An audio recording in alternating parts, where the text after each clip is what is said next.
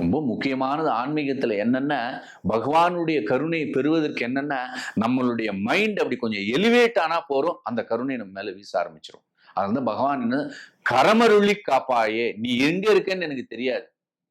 நமக்கு எங்க தெரியும் பகவான் எங்க இருக்குன்னு நம்ம கேள்விப்படுறோம், நாலேஜே கேள்விப்படுறோம். ஆனா மகான்கள் சொல்லி கொடுப்பாங்க, என்று சொல்லி கரமருளி காப்பாய், ஏன்னா இன்விசிபிளா இருக்குது.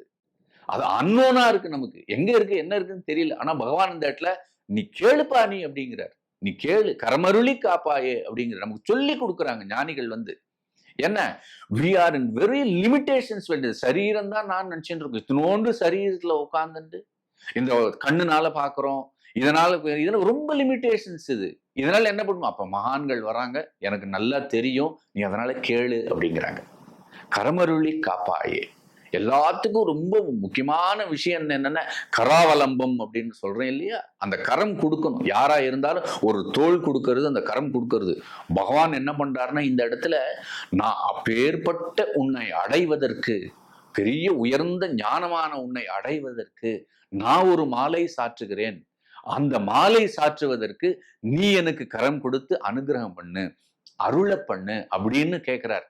இது எதை காட்டி கொடுக்கறதுன்னா, மகான்களுடைய அந்த கருணையும், மகான்களுடைய நம்ம ஹியூமிலிட்டி என்று சொல்கிறோமோ அந்த கிரவுண்ட் லெவல்ல நமக்கு வந்து காட்டி